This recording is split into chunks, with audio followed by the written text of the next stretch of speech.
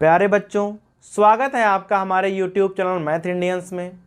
कक्षा 10 गणित में इस समय हमारा चैप्टर चल रहा है दो चर वाले रैखिक समीकरण युग्म।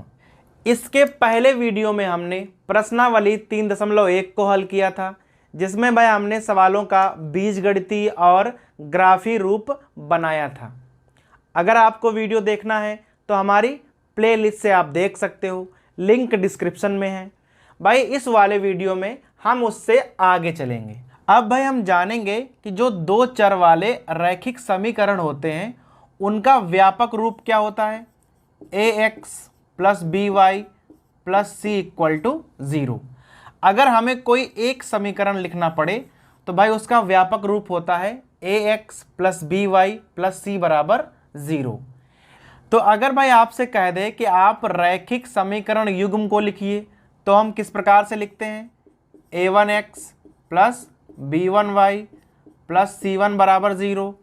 और भाई दूसरा समीकरण हमारा रहेगा a2x plus b2y plus c2 बराबर 0। तो भाई हमारा जो मेन व्यापक रूप होता है वह होता है ax plus by plus c बराबर 0। लेकिन भाई अगर आपसे कह दे कि हमें रैखिक समीकरण युग्म बताइए तो भाई उसको हम इस प्रकार से लिखते हैं a1x plus b1y plus c1 बराबर 0 और यहाँ पर a2x plus b2y plus c2 बराबर 0। अब भाई पिछली वाली प्रश्नावली में हमने ग्राफ बनाना सीखा था, तो भाई अब हम क्या करेंगे, हम उसी ग्राफी विधि से यहाँ समीकरणों को हल करना सीखेंगे। अब भाई ग्राफ से जब हम समीकरण हल करते हैं, या भाई यूँ कहें जब हम रैखिक समीकरण युग्मों का ग्राफ बनाते हैं, तो भाई ग्राफ हमें ना 3 प्रकार का प्राप्त होता है। अब भाई 3 प्रकार कौन कौन से होते हैं। अब भाई पहला प्रकार है जब रेखाएं कुछ इस प्रकार से हमें प्रतिच्छेदित करती हैं। जब भाई हम रैखिक समीकरण युग्म का ग्राफ बनाएंगे तो एक कंडीशन ऐसी होती है जब रेखाएं आपस में प्रतिच्छेदित करती हैं, अर्थात काटती हैं। भाई दूसरी कंडीशन होती है जब रेखा रेखा के ऊपर बनती है। भाई इस प्रकार से हम बनाएंगे कि यह रेखा बनी और जब भाई दूसरी रेखा बनाएंगे तो वह भी इसके ऊपर ही बन जाएगी, उसी प्रकार से एकदम भाई रेखा के ऊपर रेखा बन जाएगी। तो इसे हम कहते हैं समपाती है। क्या कहते हैं भाई, समपाती। और जब काटेगी तो हम क्या कहते हैं, तो कहते हैं प्रतिच्छेदित कर रही हैं। और भाई तीसरी कंडीशन होती है जब रेखाएं आपस में समांतर होती हैं। अब भाई समांतर रेखाएं तो आप जानते हो, जिनके बीच की दूरी हमेशा बराबर रहती है और भाई इस प्रकार की रेखाएं आपस में कभी काटती नहीं हैं, तो भाई इन्हें लिख देंगे हम समांतर। तो भाई जब हम रैखिक समीकरण युग्मों का ग्राफ बनाएंगे तो युग्मों का जो ग्राफ है वह भाई 3 प्रकार का हमें प्राप्त होगा। पहला है कि जब रेखाएं प्रतिच्छेदित करेंगी इस प्रकार से, रेखाएं समपाती होंगी। समपाती का मतलब है रेखा के ऊपर रेखा। और भाई एक प्रकार है जब समांतर होंगी। समांतर तो आप समझते ही हो कि भाई बीच की दूरी बराबर होगी और रेखाएं कभी काटेंगी नहीं। तो भाई जब हम समीकरण युग्मों को हल करेंगे, भाई यहाँ हमें समीकरण युग्मों को हल करना सिखाया जा रहा है, वो भी ग्राफी विधि से। तो भाई समीकरण हम हल कैसे करेंगे, या भाई यहाँ पर कितने हल होंगे या हम जानेंगे। तो भाई नियम कहता है कि मान लो कि हमारे पास ये 2 समीकरण हैं, a1x वाला और भाई दूसरा है ये a2x वाला। भाई नियम कहता है कि जब इनके हम ग्राफ बनाएंगे तो ये रेखाएं आपस में जितनी बार काटेंगी इनके उतने ही हल होंगे, अर्थात रेखाएं जहाँ जहाँ पर काटेंगी वहाँ वहाँ हमारा हल प्राप्त हो जाएगा। तो भाई अब पहले फिगर पे आ जाओ। जब रेखाएं प्रतिच्छेदित करेंगी तो भाई होता क्या है कि ये केवल एक बिंदु पे ही काटेंगी। भाई सर यहाँ पे काट रही हैं, अगर दोनों रेखाएं एक बिंदु पे काटेंगी तो यहाँ एक हल आएगा। तो जब रेखाएं आपस में प्रतिच्छेदित करती हैं तो भाई समीकरणों का केवल एक हल प्राप्त होता है। ठीक है, अब आ जाओ समपाती पे। भाई समपाती क्या होता है, रेखा के ऊपर रेखा अगर रख दें तो वो होती है समपाती। अब जब आप रेखा के ऊपर कोई रेखा रख दोगे तो भाई वो तो लगातार उसको टच करेगी। भाई टच करने का मतलब है काट रही है। अर्थात जब रेखा के ऊपर रेखा रख दोगे तो भाई वो लगातार उसे काटेगी या कहें भाई टच करेगी। और अगर भाई लगातार अनंत बिंदुओं पर टच करेगी तो भाई यहां हमें अनंत बिंदु प्राप्त हो जाएंगे। तो भाई यहां पर हमें अनंत बिंदु प्राप्त हो जाएंगे जहां रेखाएं आपस में टच करेंगी। और अगर भाई अनंत बिंदु हैं तो अनंत हल भी होंगे। अर्थात अगर रेखाएं समपाती हैं तो दोनों रेखाओं के अनंत हल होंगे। अब भाई तीसरी कंडीशन क्या कहती है, अगर रेखाएं समांतर हैं तो भाई समांतर रेखाओं की एक खास बात होती है, ये कभी काटेंगी नहीं। तो अगर भाई रेखाएं कहीं पर काटेंगी नहीं और अगर कहीं काटेंगी नहीं तो भाई आप यहां लिख सकते हो कि इनका कोई हल नहीं होगा। अर्थात अगर रेखाएं समांतर हैं तो उनका कोई हल नहीं होगा। काट रही हैं आपस में तो उनका केवल एक हल होगा। और अगर रेखाएं समपाती हैं, एक के ऊपर एक बन रही है, तो भाई उनके अनंत हल होंगे। अब आप पहचानोगे कैसे भाई, बिना ग्राफ बनाए आप कैसे पहचानोगे कि रेखाएं कैसी हैं, प्रतिच्छेदित कर रही हैं, समपाती हैं या समांतर हैं। भाई जरूरी नहीं कि हम ग्राफ बनाएं तभी जान पाएंगे कि रेखाएं कैसी हैं, बिना ग्राफ बनाए भी हम जान सकते हैं। अब भाई कैसे जानेंगे, सबसे पहले भाई क्या होता है, जो हमारे गुणांक हैं a1 b1 c1 और यहाँ हैं a2 b2 c2, इनके बीच भाई रिलेशन होती हैं जिनसे हम पहचान जाते हैं कि रेखाएं समांतर हैं, समपाती हैं या प्रतिच्छेदित कर रही हैं। तो भाई सबसे पहली कंडीशन होती है प्रतिच्छेदित के लिए, क्या होती है भाई, अगर आप तुलना करो a1 अपॉन a2 और b1 अपॉन b2, अर्थात आप a1 और a2 का निकालो अनुपात और b1 और b2 का अनुपात निकालो। अब भाई अनुपात बराबर अगर नहीं होगा तो आप समझ जाइए कि रेखाएं प्रतिच्छेदित कर रही हैं और ऐसी कंडीशन में इनका केवल एक हल होगा। तो अगर यहाँ अनुपात बराबर नहीं है तो प्रतिच्छेदित कर रही होंगी पक्का पक्का। लेकिन भाई मान लो अगर अनुपात बराबर आ जाए तो यहाँ पर हमारे पास दो कंडीशन अपने आप आ जाती हैं।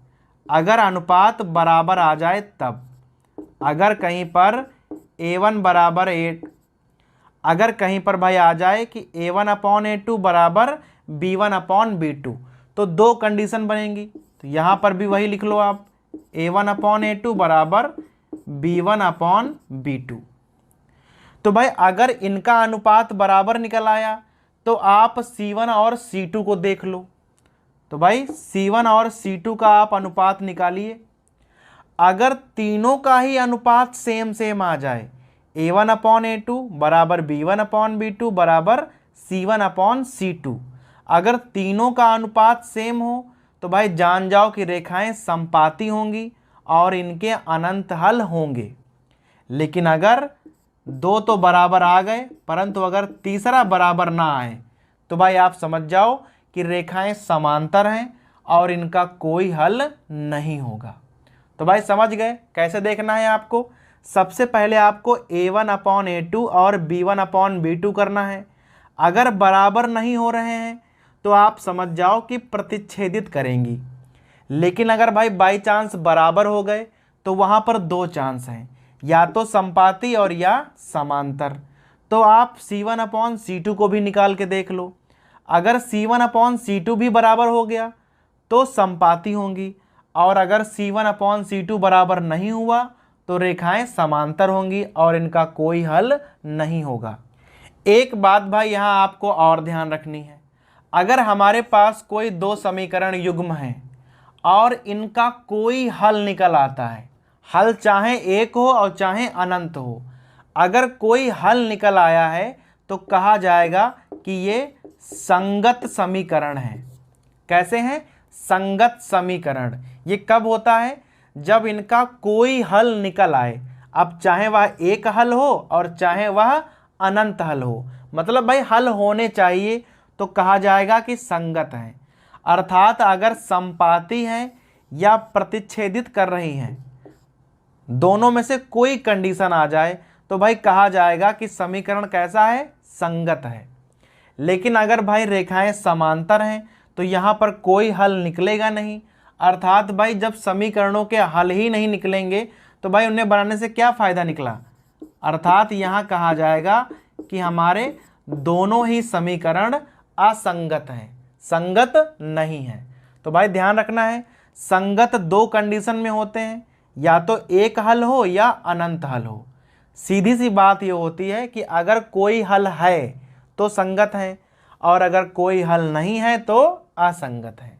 तो भाई यहाँ तक तो आपको समझ में आ गया होगा कि किस प्रकार से हम ग्राफ बनाएंगे। तो भाई ग्राफ में हमें तीन प्रकार ग्राफ प्राप्त होंगे। तो भाई तीनों प्रकार के ग्राफ से हम कैसे पता करेंगे कि भाई हल होंगे या नहीं होंगे या कितने हल होंगे। फिर भाई हमने आपको बताया कि कैसे गुणांकों से आप जान सकते हो कि उनका ग्राफ कैसा बनेगा और इसके कितने हल होंगे बिना ग्राफ बनाए। ठीक है भाई, तो यहाँ तक क्लियर हो गया। अब हम सीधा चलते हैं प्रश्नावली 3.2 पर। अब भाई प्रश्नावली 3.2 में हमारा पहला सवाल कह रहा है कि निम्न समस्याओं में रैखिक समीकरणों के युग्म बनाइए और उनके ग्राफी विधि से हल निकालिए। अब भाई प्रश्न नंबर 1 में हमारे पास दो समस्याएं हैं। कह रहा है कि समस्याएं पढ़िए और उनसे आप समीकरण बनाइए और भाई उन समीकरणों को हमें ग्राफी विधि से हल करना है। ठीक है, तो भाई अब आ जाओ आप पहले वाले खंड पे। सवाल क्या कह रहा है, कह रहा है कक्षा 10 के 10 विद्यार्थियों ने एक गणित की पहेली प्रतियोगिता में भाग लिया। अब भाई कक्षा 10 गणित में क्या हो रहा है, कोई पहेली प्रतियोगिता हो रही है जहां 10 विद्यार्थियों ने भाग लिया है। यदि लड़कियों की संख्या लड़कों से 4 अधिक हो, अगर भाई वहां पे एक कंडीशन हमें पता है कि यदि लड़कियां जो हैं वह लड़कों से 4 ज़्यादा हों, तो भाई हमें पता लगाना है कि लड़कियां कितनी थी और लड़के कितने थे।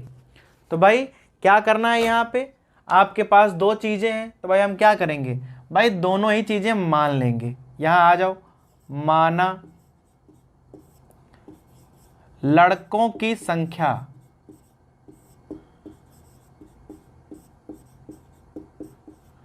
अब भाई लड़के हो गए हमारे पास x, तो भाई माना अब आ जाओ लड़कियों पे,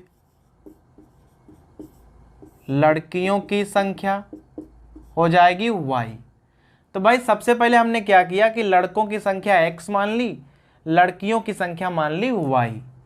आ जाओ भाई पहली शर्त पे। अब हर सवाल में हमारे पास यहाँ दो शर्तें होती हैं, भाई दो शर्तें हैं तभी हम दो समीकरण बना सकते हैं। अब पहली शर्त तो ये है कि विद्यार्थियों की संख्या 10 है, अर्थात लड़का और लड़की मिलाकर 10 होना चाहिए। तो भाई अगर आप लड़का और प्लस लड़की जोड़ दो तो भाई 10 होना चाहिए। तो हमारा पहला समीकरण बन जाएगा x + y = 10। आप इसे समीकरण नंबर 1 डाल दो और यहीं पे आ जाओ आप द्वितीय शर्त पे। द्वितीय शर्त से भाई दूसरी शर्त में कह रहा है कि जो लड़कियां हैं वह लड़कों से 4 ज़्यादा हैं। तो भाई एक तरफ आप लड़कियां कर लो और एक तरफ कर लो लड़के। तो जो लड़कियां हैं लड़कों से 4 अधिक हैं, ये भाई 4 ज़्यादा हैं, तो अगर आप इधर 4 जोड़ दोगे तो भाई दोनों ही चीज़ें बराबर हो जाएंगी, अर्थात बन गया समीकरण। अब आप x को ना इधर ले आओ तो भाई यहाँ हो जाएगा y - x और बराबर 4। ये हमारा बन गया समीकरण नंबर 2। अब भाई ध्यान दीजिए कि हमारे पास दो समीकरण तैयार हो गए हैं, x + y = 10 और दूसरा है y - x = 4। अभी हमें हल करना है इनको ग्राफीय विधि से। तो भाई ग्राफ का नियम क्या होता है, सबसे पहले आप टेबल बनानी पड़ती है। तो भाई दोनों ही समीकरणों को यहाँ लिख लो, x + y = 10 और भाई एक है y - x = 4। और भाई दोनों के लिए ना एक एक टेबल बना लो इस प्रकार से, यहाँ x यहाँ y। ऐसे भाई यहाँ पर भी एक बना लीजिए। x और y। अभी भाई क्या करना होता है, किसी एक चीज़ का मान आपको अपने मन से रखना है और भाई दूसरी चीज़ का मान निकालना है। अगर यहाँ 0 करोगे तो भाई y का मान यहाँ से 10 आ जाएगा। भाई 10 का मतलब है हमें 10 खाने खींचने पड़ेंगे, सिंपल सी बात है। तो अगर हम x का मान 0 कर देंगे, भाई 0 का मतलब है वो चीज़ गायब हो जाएगी। x का मान 0, x गायब हो गया, y का मान आ गया 10। इसका उल्टा कर लो, अगर हम y का मान 0 कर दें तो x का मान आ जाएगा 10। अब यहाँ से बिंदु कितने हो गए, भाई बिंदु होते हैं हमेशा x, y। तो पहला बिंदु क्या हो जाएगा, बिंदु हो जाएगा 0, 10 और भाई दूसरा हो जाएगा 10, 0। तो हमें यहाँ 2 बिंदु प्राप्त हो गए। अब आ जाओ दूसरे वाले समीकरण पे। यहाँ भाई क्या है, अगर हम x का मान 0 करेंगे तो x गायब हो जाएगा, तो y का मान आ जाएगा 4। ठीक है, तो हमारा पहला बिंदु आ गया 0, 4। अभी भाई दूसरा, अगर आप y का मान 0 करोगी तो y गायब हो जाएगा, -x बराबर 4, तो x बराबर -4। तो भाई दूसरा हो जाएगा -4, 0। अभी भाई क्या किया आपने कि दोनों समीकरण बना लिए, दोनों समीकरण से आपने टेबल बना ली और भाई दोनों ही बिंदुओं को निकाल लिया। अब आ जाओ सीधा ग्राफ पे। भाई ग्राफ कैसे बनाते हैं, सबसे पहले आप दोनों अक्षों को खींच लीजिए इस प्रकार से। ये हमारा x अक्ष है, या वाला y, इधर वाले कहते हैं x डैश और भाई इधर वाले कहते हैं y डैश। अब यहाँ देख लीजिए सबसे बड़ी संख्या है 10, तो भाई 10 से ऊपर खाने नहीं बनाने हैं, केवल हमें 10-10 खाने बनाने हैं। 1 2 3 4 5 6 8 9 10। 1 2 3 4 5 6 7 8 9 10। 1 2 3 4 5 6 7 8 9 10। और यहाँ पर 1 2 3 4 5 6 7 8 9 10। और भाई गिनतियाँ लिख लेनी है, यहाँ 1 2 3 4 5 6 7 8 9 10। यहाँ पर भी 1 2 3 4 5 6 7 8 9 10। इधर भाई माइनस में तो -1 -2 -3 -4 -5 -6 -7 -8 -9 -10। और भाई इधर भी -1 -2 -3 -4 -5 -6 -7 -8 -9। एक भाई ऊपर से छूट गया ये वाला, तो मान लेते हैं भाई यहाँ पे कोई खाना है ही नहीं। ठीक है, और यहाँ पे आप -10 कर दो, तो भाई बन गया हमारा। अभी क्या करना होता है आपको, भाई यहाँ बिंदु दर्शाने होते हैं। अब पहला बिंदु है 0, 10। 0, 10 का मतलब है x अक्ष पे 0, तो भाई x अक्ष पे 0 तो यहाँ होगा, और y पे आप चले जाओ 10 सीधा यहाँ पे, तो ये है हमारा 0, 10 मिल गया। अब आ जाओ भाई अगले वाले पे 10, 0। भाई 10, 0 x अक्ष पे होगा और जहाँ पर 10 होगा वहीं होगा, तो भाई ये है हमारा 10, 0। दोनों ही बिंदु मिल गए। अभी भाई क्या करना है, इस दोनों बिंदुओं को आपको एक सीधी रेखा से मिला देना है। भाई बहुत ध्यान से मिलाना है, एकदम पटरी की सहायता से, एकदम सीधी रेखा से। ठीक है भाई, इस प्रकार से आप मिलाते हुए चले जाओगे और हमें यह वाली रेखा प्राप्त हो जाएगी। इसका भाई समीकरण क्या था, यहाँ आप लिख दो x + y = 10। रेखा प्राप्त हो गई। अब आ जाओ इस वाली रेखा पे 0, 4। x अक्ष पे 0, y पे 4, ये हो गया हमारा 0, 4। ठीक है, फिर भाई दूसरा है -4, 0। x अक्ष पे माइनस है तो इधर होता है, और 0 है तो यहीं रुक जाओगे आप, -4, 0। अभी क्या करना है आपको भाई, यहाँ पर इन दोनों ही बिंदुओं को मिलाना है। बड़े भाई हिसाब से मिलाना है, एकदम सीधी रेखा जाएगी मिलाते हुए इस प्रकार से। और भाई होगा क्या कि ये दोनों ही रेखाएं आपस में काटेंगी। अब इसका समीकरण है y - x = 4। भाई मेन है कि जहाँ पर काटती हैं हमें भाई उसका मान निकालना है कि काट कहाँ पे रही हैं। कि आखिर भाई काटती कहाँ पर है। तो आप इधर से मिला लो, देखो भाई ये 3 की सीध में है और इधर भाई यह 7 की सीध में है, अर्थात जहाँ पर काटा है वह होगा 3, 7। जो हमारा प्रतिच्छेदन बिंदु है वह क्या हो गया भाई, यहाँ लिख लोगे प्रतिच्छेदन बिंदु आ गया हमारा। अब जो हमारा प्रतिच्छेदन बिंदु है वह हो जाएगा 3, 7। अब ध्यान दीजिएगा, पहला x का मान होता है, दूसरा y का मान, अर्थात x का मान 3 है और y का मान हो गया 7। और आपने x माना क्या था, लड़कों की संख्या हमारी 3 आ गई और भाई लड़कियों की संख्या आ गई 7। जोड़ोगे तो 10 हो जाएगा, पहला समीकरण पूरा हो गया। और भाई लड़कियां जो हैं वह लड़कों से 4 ज़्यादा हैं, ये वाली भाई हमारी दूसरी शर्त रही कि भाई 4 ज़्यादा हैं, तो यहाँ 4 ज़्यादा हैं, अर्थात भाई यही हमारा आंसर हो जाएगा। तो इस प्रकार से आप ग्राफी विधि द्वारा आंसर निकाल सकते हो। अब भाई आ जाइए इसके दूसरे वाले खंड पर। कह रहा है कि 5 पेंसिल हैं, 7 कलम हैं, कुल मिलाकर मूल्य है 50 रुपया। फिर भाई दोबारा में है कि 7 पेंसिल हैं और 5 कलम हैं और भाई मूल्य है 46 रुपया। तो भाई हमें बताना है कि एक पेंसिल का मूल्य और एक कलम का मूल्य क्या होगा। तो भाई सबसे पहले आप क्या करोगे, मान लोगे, माना एक पेंसिल का मूल्य, एक पेंसिल का मूल्य बराबर क्या मानोगे भाई, x रुपया। तो एक पेंसिल का मूल्य हमने x रुपया मान लिया। तो भाई माना एक कलम का मूल्य, कलम का मूल्य बराबर क्या मानोगे, y रुपया। तो भाई एक पेंसिल हो गई x रुपए की, एक कलम हो गई y रुपए की। और आ जाओ आप पहली शर्त पे। तो भाई यहाँ लिखोगे पहली शर्त। अब भाई यहाँ पहली शर्त कह रहा है कि 5 पेंसिल हैं और 7 कलम हैं।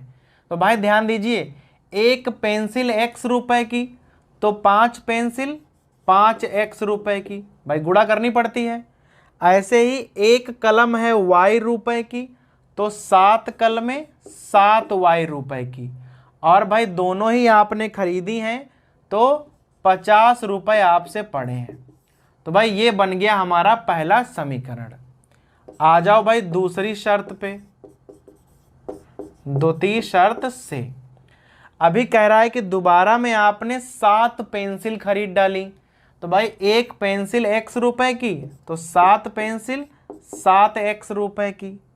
और भाई 5 कलम खरीदे हैं, एक y का तो 5 y के, और कुल मिलाकर आपसे दुकानदार ने 46 रुपए लिए हैं। तो भाई ये बन गए हमारे दोनों समीकरण। अभी क्या करना है, इनका आपको ना ग्राफी विधि से हल निकालना है। और अगर भाई इनका हमको ग्राफ बनाना है तो क्या करना पड़ेगा, पहले समीकरणों को अलग लिख लो, 7y बराबर 50 और यहाँ हो जाएगा 7x प्लस 5y बराबर 46। और भाई इन दोनों की ना अपनी अपनी टेबल बना दो इस प्रकार से, इसकी अपनी टेबल, ये हो जाएगा x, ये y, ये वाला x और ये वाला y। अब भाई यहाँ पर बहुत ध्यान देके मान रखना है। भाई मान रखने का पहला तरीका होता है कि जो हमारा मान है वह पूर्ण संख्या आना चाहिए। ठीक है भाई, बटे में नहीं आए, दशमलव में नहीं आएगा, ठीक है, पूरा पूरा मान आना चाहिए। जैसे भाई यहाँ पे आप ध्यान दो, ठीक है, अगर हम y का मान रखेंगे 0 तो y गायब हो जाएगा, तो क्या बचेगा, 5x बराबर 50। तो भाई x का मान आ जाएगा 10। अगर y का मान 0 तो x का मान 10। आगे ध्यान देना, अगर हम x का मान 0 करेंगे तो यहाँ आ जाएगा 7y बराबर 50। और भाई चूंकि 50 7 से कटेंगे नहीं, सो y का मान बटा में आ जाएगा, और भाई बटा में हमको लाना नहीं है। तो भाई x का कुछ ऐसा मान रखो कि y का मान बटे में ना आए। तो भाई देखना कैसे रखेंगे, अगर हम x का मान 3 रखें तो यहाँ पर क्या हो जाएगा, 5 तियाँ 15, और भाई 15 उधर जाएंगे तो क्या बचेगा, 7y बराबर 35। 50 से 15 घटेंगे, अब 7y बराबर 35 तो y बराबर 5, 7 पना 35। तो भाई मान आ गया, 10 रखा तो 0 आया, 3 रखा तो 5 आया।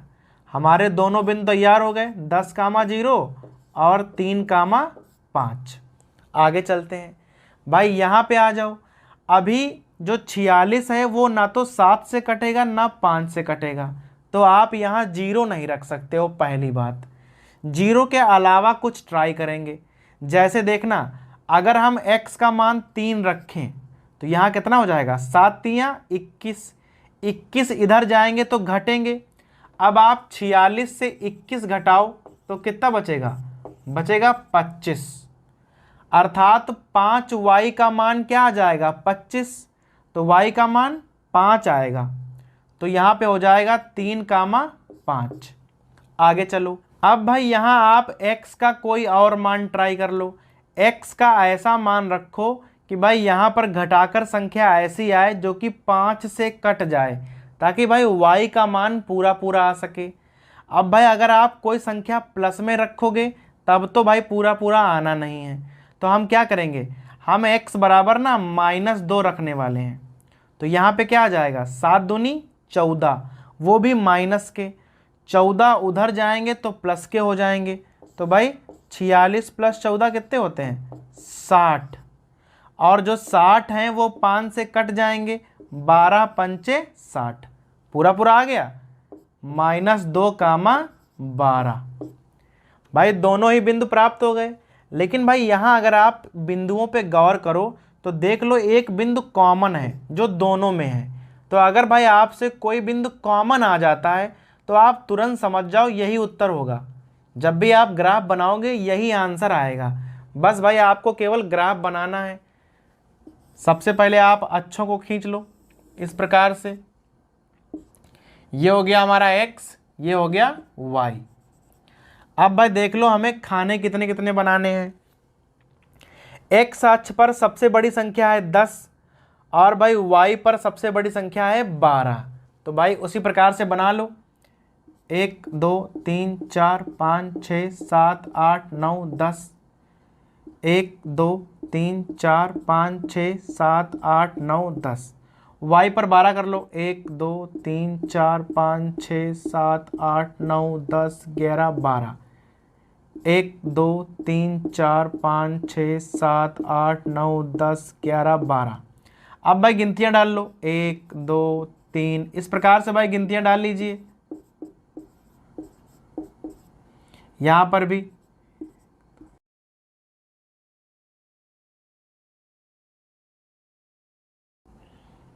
अब भाई इधर माइनस में -1 -2 -3 -4 -5 -6 -8 -9 और -10। और भाई इधर भी माइनस में।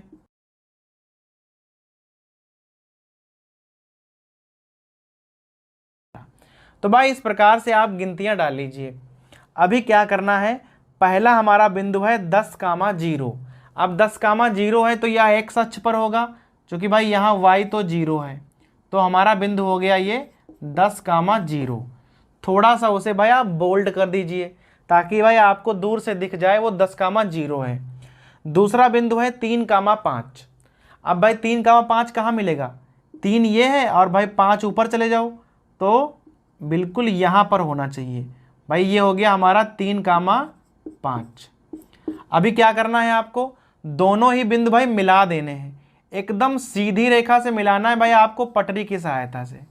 हमारा भाई कुछ कुछ टेढ़ा हो सकता है, लेकिन भाई आपको चूंकि पटरी से मिलाना है तो भाई एकदम सीधी रेखा जाएगी। रेखा हमें प्राप्त हो गई है। रेखा पर भाई आप चाहो तो समीकरण लिख दो। अब भाई दूसरा आ जाओ, यहाँ पर भी वो कॉमन बिंदु है 3 कामा 5, तो हमें निकालना तो है नहीं, यह है हमारा बिंदु 3 कामा 5। और भाई दूसरा बिंदु है -2 कामा 12। अब यहाँ है -2 कामा 12, तो भाई -2 होते हैं x अक्ष पर इधर और 12 होंगे ऊपर। तो भाई यहाँ पर कहीं एकदम सीध मिले ना, यहाँ पर कहीं होगा -2 कामा 12। मिल गया बिंदु। अभी क्या करना है, ये वाला बिंदु और ये वाला बिंदु एक भाई सीधी रेखा में आपको मिला देना है इस प्रकार से, और भाई रेखा आपको आगे बढ़ा देनी है। ठीक है, अब भाई क्या हुआ कि दोनों रेखाएं काट रही हैं, और कहाँ पर काट रही हैं, जो इनका कॉमन बिंदु था वहीं पर काटेंगी। तो भाई कॉमन बिंदु था हमारा 3,5, तो रेखा काट रही है 3,5 पर। तो यहां आप लिख दो प्रतिच्छेदन बिंदु।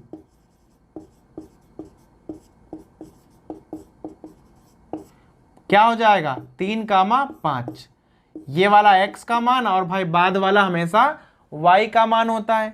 तो भाई यहाँ x का मान क्या हो जाएगा, x का मान हो जाएगा 3 और y का मान हो जाएगा 5।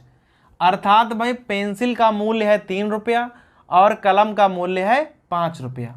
तो भाई इस प्रकार से ग्राफ बनाकर आप सवालों को आसानी से हल कर सकते हो। अब भाई प्रश्न नंबर 1 के बाद आ जाइए सीधा प्रश्न नंबर 2 पे। अभी कह रहा है कि अनुपातों A1/A2, B1/B2 और C1/C2 की तुलना करके ज्ञात कीजिए कि निम्न समीकरण युग्म द्वारा निरूपित रेखाएं एक बिंदु पर प्रतिच्छेदित करती हैं, समांतर हैं या समपाती हैं। तो भाई अभी हमें क्या करना है कि हमारे पास भाई यहाँ 3 खंड हैं, तीनों खंडों में हमें समीकरण युग्म पता है। हमें भाई अनुपात वाला यूज करना है, A1A2 वाला, और आपको ये बताना है यहाँ पे कि रेखाएं समपाती हैं, प्रतिच्छेदित करती हैं या समांतर हैं। तो भाई इस प्रकार का सवाल आपको जब भी मिलेगा तो भाई आप उसकी शुरुआत कैसे करोगे, भाई शुरुआत करनी है उसके व्यापक रूप से। ठीक है भाई, तो हमें भाई व्यापक रूप पता है, तो आप भाई एक कॉमन लाइन है जो कि भाई किसी भी खंड में लिखोगे। तो भाई यहाँ पर एक कॉमन लाइन है जो कि हमको हर सवाल में लिखनी है। ठीक है, तो भाई वह लाइन आप तीनों ही खंडों में लिख दोगे। अब वह लाइन कौन सी है, आपको भाई लिखना है समीकरण की तुलना करनी है काहे से हमको, A1x plus B1y plus C1 बराबर 0, और भाई दूसरा इसका भाई होता है A2x प्लस B2y और प्लस C2 बराबर 0। तो भाई समीकरणों की तुलना हमको किससे करनी है, लिखेंगे से करने पर। तो भाई ये तो एक कॉमन लाइन है जो कि आपको हर खंड में लिखनी ही लिखनी है। अब भाई हम क्या करेंगे, यहाँ पर तीनों ही खंडों को एक साथ हल कर लेंगे। अभी आप क्या करो भाई, A1x plus B1y plus C1 बराबर 0 और A2x plus B2y plus C2 बराबर 0 से भाई आप यहाँ तुलना कर दो। अब भाई तुलना करने का सीधा अर्थ क्या होता है, जो x के साथ है वो a है, चिन्ह सहित लिखना है, जो y के साथ है वो b है, और भाई जो ऐसे ही अकेले लिखा है वो c होता है। अब यहाँ आप तुलना करो। अब भाई यहाँ क्या हो जाएगा, A1 बराबर A1 हो जाएगा 5, B1 क्या हो जाएगा -4, ध्यान रखना है चिन्ह सहित लिखना है, और भाई C1 क्या हो जाएगा 8। नीचे वाले में आ जाओ, A2 क्या लिखा हुआ है, A2 है 7, और B2 क्या है, B2 हो जाएगा 6, और भाई C2 क्या है -9, C2 हमारा हो जाएगा -9। अभी आपको क्या करना है, सबसे पहले आप निकालो A1/A2, तो यहाँ हो जाएगा 5/7। फिर आप निकालो B1/B2, क्या हो जाएगा -4/6। फिर आप निकालो C1/C2, क्या हो जाएगा भाई 8/-9। फिर भाई सबसे पहले आप चेक करो कि क्या A1/A2 और B1/B2 बराबर हैं। अगर ये दोनों बराबर हैं तो हमें इसको भी चेक करना है। अगर ये दोनों बराबर नहीं हैं तो भाई यहाँ पर इसका कोई काम ही नहीं है। तो भाई आप देख लो कि A1/A2 और B1/B2 बराबर नहीं है, तो आप यहाँ लिख सकते हो कि A1/A2 बराबर नहीं है B1/B2। और भाई अगर बराबर नहीं है तो भाई उत्तर में क्या लिखोगे कि रेखाएं जो हैं वह प्रतिच्छेदित करती हैं। जब बराबर नहीं होता है तो रेखाएं भाई समझ जाओ कि आपस में काट रही हैं, और अगर रेखाएं काट रही हैं तो उनका एक हल होगा। ठीक है, तो भाई पहला खंड क्लियर हो गया। दूसरे वाले पे आ जाओ। अब भाई यहां भी तुलना वैसे ही करनी है हमें। तो भाई बताओ A1 का मान क्या होगा? A1 होगा 9। इसी प्रकार B1 का मान होगा 3 और भाई C1 का मान क्या होगा? 12 है। नीचे वाले में आ जाओ। A2 का मान 18, B2 का मान 6 और भाई C2 का मान हो जाएगा 24। ठीक है, तो भाई तुलना तो आप आराम से कर लोगे, चिन्ह सहित लिखना होता है, बस एक बात का ध्यान रखना है। यहाँ से जरा आप निकालो A1 अपॉन A2 का मान, तो भाई हो जाएगा 9/18। यहाँ काटोगे तो आ जाएगा 1/2। फिर आप निकालो B1 अपॉन B2 का मान, भाई यहाँ हो जाएगा 3/6। भाई B1 3 है और B2 है 6। यहाँ काटोगे तो यहाँ भी आ जाएगा 1/2। भाई 3 से काटोगे, ऊपर हमने 9 से काटा था। फिर आप मान निकालो C1 अपॉन C2 का। C1 है 12 और C2 है 24। यहाँ पर भी कट जाएगा, 12 दूनी 24, आ गया 1/2। अब भाई ध्यान दो आप कि तीनों ही अनुपात बराबर हैं। भाई यहाँ भी 1/2, यहाँ पर भी 1/2, यहाँ पर भी 1/2। तो यहाँ आप लिखोगे कि A1 अपॉन A2 बराबर B1 अपॉन B2 बराबर C1 अपॉन C2। और भाई अगर तीनों ही बराबर आ जाएं तो भाई लिख दो कि रेखाएं कैसी होंगी? रेखाएं होंगी समपाती। जब समपाती होता है तो भाई तीनों ही बराबर होते हैं। तो भाई एक खंड में आया प्रतिच्छेदित करती हैं, एक में आया समपाती, तो भाई एक में पक्का आएगा कि समांतर है। ठीक है, अभी यहां भाई तुलना करो। तुलना हमको यही से करनी है। आपको भाई ध्यान रखना है कि कोई भी सवाल हो, तुलना हमको इन दोनों से ही करनी है। तो भाई यहां पे लिखो। अब A1 का मान क्या है? भाई A1 का मान है 6, जो x के साथ हो वो a होता है। B1 का मान है -3 और भाई C1 का मान है 10। नीचे वाले पे आ जाओ। हमारा A2 है 2 और भाई B2 है -1 और C2 है 9। तुलना हो गई। अभी क्या करना है? सबसे पहले A1 अपॉन A2 का मान निकालना है। तो भाई यहाँ हो जाएगा 6/2। अब 6/2 है, 2 6, 3 आ गया।